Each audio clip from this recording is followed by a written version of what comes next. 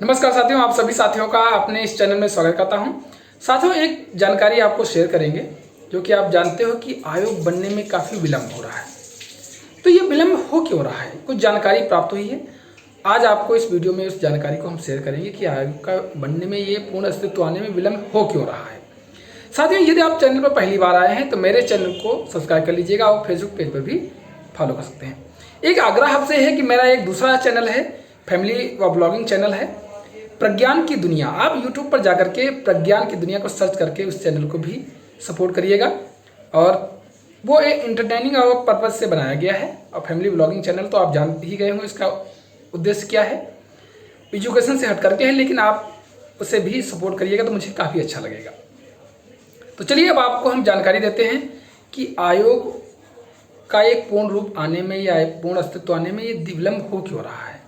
देखिए, कुछ जानकारी अभी कल ही शिक्षक संघ के कुछ साथियों की और संबंधित मंत्रियों और अधिकारियों से बात हुई है, जिसमें आप जानते हो कि इसके पहले एक मामला चल रहा था जिसमें जो पुराना शिक्षा सेवा अधिनियम था उसे हटा दिया गया है और जिसमें धाराएं 12, 18 और 21 थी। ये धाराएं शिक्षकों के अधिकारों को संरक्षित करती थी। और जो नया आयोग जो बन रहा है उसमें जो धाराएं हैं, इन धाराओं को हटा दिया गया है।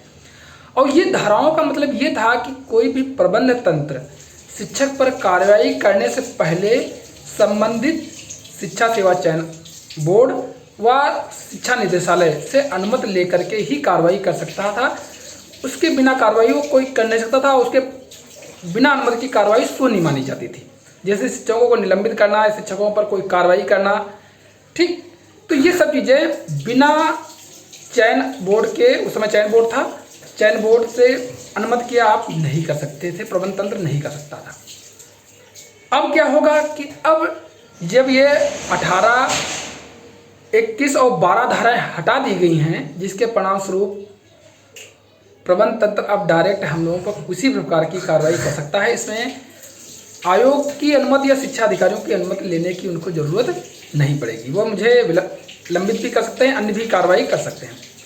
जिसके परिप्रेक्ष्य में शिक्षक संघ काफ़ी भयभीत था कि भाई अगर ऐसा होगा क्यों। और बीच में कुछ मामले ऐसे भी आ गए कि प्रबंध तंत्र स्कूलों के प्रबंधकों ने अपनी महासभा की और जिसमें उन्होंने डिमांड की कि हमारे अधिकार वापस किए जाएं, अन्यथा ग्रांट वापस कर ली जाए।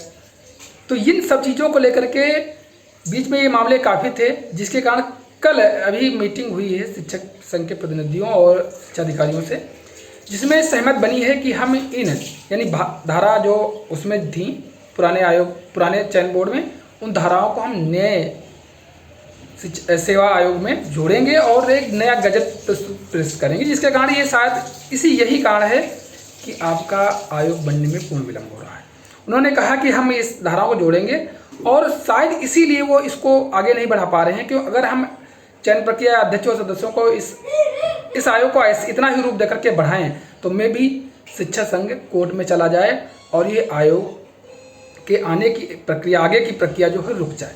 कि भाई आयोग का जो गजट है उसमें शिक्षकों के संरक्षण हेतु कोई विशेष प्रावधान नहीं किए गए हैं, तो उस प्रावधान को पहले सुनिश्चित किया जाए, उसके पश्चात आयोग के बनाने की पूर्ण प्रक्रिया प्रारंभ की जाए, यानी अध्यक्ष और सदस्यों का चयन किया जाए।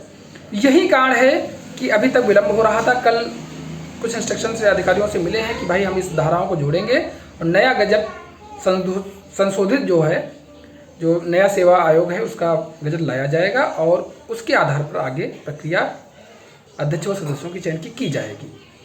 चलिए देखते हैं कि हाँ ये कब तक होता है। हम चाहते हैं कि सरकार जल्दी करे, क्योंकि हमारे साथी लोग प्रतीक्षा कर रहे हैं। भाई परीक्षा की काफ़ी समय से 2018 का विज्ञापन आया था, 23 अंतिम समय में चल रहा है। 23 में संभावना परीक्षा की बहुत कम लग रही है, लेकिन अगर ये चाहेंगे तो नए साल में जनवरी फरवरी में परीक्षा करा सकते हैं। और फिर आगे चुनाव भी है, अगर करा लें तो बढ़िया है, नहीं तो फिर परीक्षा की संभावना हमको चुनाव के बाद जानने की अधिक लगने लगी है। आपको क्या लग रहा है कमेंट करके ज़रूर बताएं। यदि आप चैनल पर पहली बार आए हैं चैनल को सब्सक्राइब कर लीजिएगा और मुझे फेसबुक पे भी फॉलो कर लीजिएगा। अब आपको मिलेंगे नेक्स्ट वीडियो में, तब तक के लिए धन्यवाद। नमस्कार साथियों।